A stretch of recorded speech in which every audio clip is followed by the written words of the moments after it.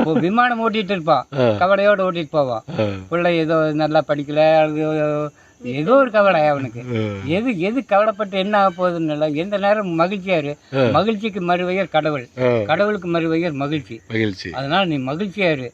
உனக்கு செல்வம் கொட்டு, எல்லாமே கொட்டு. நீ இருந்தாலும் பிச்சை எடுத்தாலும் ஆடி பாடி பிச்சை எடு.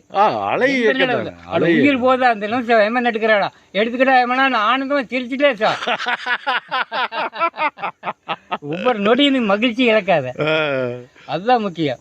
மகிழ்ச்சி தான் முக்கியம். ஆமா, மகிழணும், சிரிக்கணும், சிரிக்க. ஆனந்த நொடியில் போ. மிருகத்துக்கு நமக்கு வித்தியாசம்.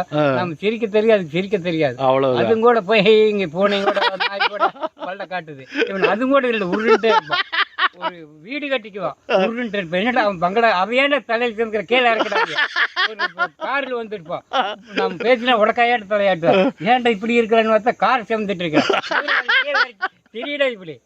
அதனால வாழ்க மகிழ்வுடன். சரி, எல்லாருக்கும் வாழ்க மகிழ்வுடன்.